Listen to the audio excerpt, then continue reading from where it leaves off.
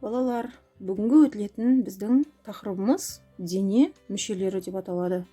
Ребята, сегодняшняя новая тема называется части тела.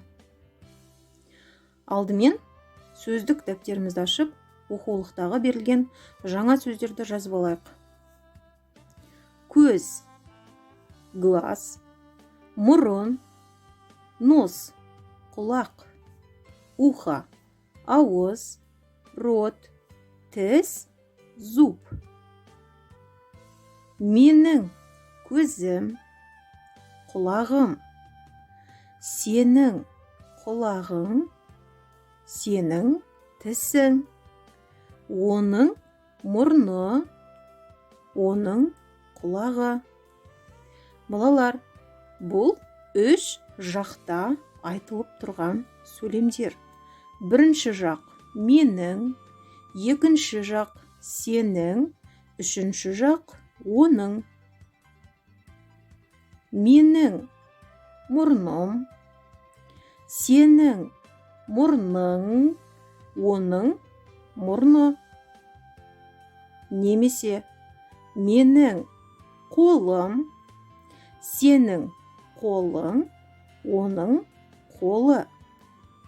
Яғни балалар, менің бірінші жақ, сенің екінші жақ, оның үшінші жақ болып айтылады. Яғни үш жақта айтылып тұр. Енді оқулықтағы берілген суретке назар аударайық. Бұл жерде Айдардың дене мүшелері туралы айтып тұр екен. Көз, глаз, құлақ, ухо, ауыз, рот, тіс, зуб, мұрын, нос. Келесі оқулықтың 7-ші бетіне назар аударайық. Тыңда, қайтала, оқы. Послушай, повтори, прочитай. Бұл жерде Анель, Анельдің дене мүшелері туралы мәтін берілген екен. Оқимыз. Менің атым Анель. Меня зовут Анель. Менің көзім үлкен. Мои глаза большие. Құлағым кішкентай. Ухо маленький. Мұрным әдемі. Мой нос красивый. Аузым кішкентай. Мой рот маленький. Тісім ақ. Мои зубы белые. Көз, глаз, ухо, құлақ, ауыз, рот, тіс, зуб. Түсіндік пе, балалар? Яғни біздің дене мүшелерімізге көз, ауыз, мұрын, құлақ, тіс, аяқ, қол, бас жатады екен.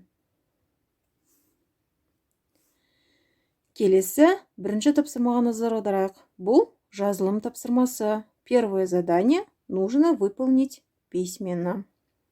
Бірінші тапсырма. Суреттерге қара, сөйлемдерді толықтырып жаз. Посмотри на картинки и дополни предложение. Балалар, көп нүктенің орнына қандай сөз жазылады? Әрине, суреттегі берілген сөз, яғни біз суретті сөзбен алмастырып жазуымыз керек. Суретте не бейнеленген? Бірінші сөйлемді айтайын. Аннаның несі әдемі? Қандай сурет бұл жерде? Әрине, көзі әдемі. Яғни балалар, бұл жердегі көп нүктенің орнына суреттегі заттың атауын қойып жазамыз. Ары қарай балалар, өздерің орындап дәптерлеріне маған суретке түсіріп жіберіңдер. Келесі, үшінші тапсырма. Төмендегі сөздерді қазақ тіліне аударып жаз. В третьем задании вам нужно перевести на казахский язык эти слова. Лицо, глаз, зуб, рот, ухо, нос, голова.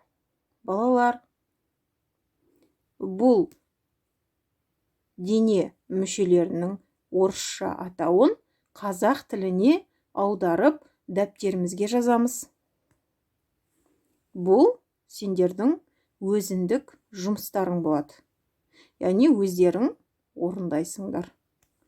Қазақ тіліне аударып, қатесіз, боямай, көркем етіп жазып, суретке түсіріп жібереміз.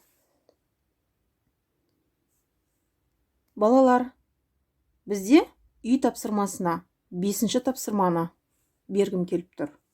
Бұл ауызша орындалады. Суреттерді сәйкестендір, оларды ата. Бұл жерде қараңдар.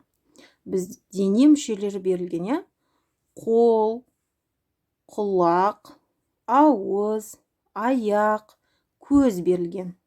Яғни, осы дене мүшелеріне қандай заттар сәйкес келеді? Мысалы, мен мысал келтіріп кетейін. Біз қолымызға не киеміз? Біз қолымызға қолпақ киеміз, Ал құлағымызға не тағамыз? Құлағымызға сырға тағамыз. Тағы да не істеуге болады құлақпен? Әрине, ән тыңдауға болады, Қолымызға тағы да қандай нәрсе тағуға болады? Балалар, өздерің ойланып, осы тапсырманы ауызша түрде орындап, аудио жазба арқылы жіберіңдер.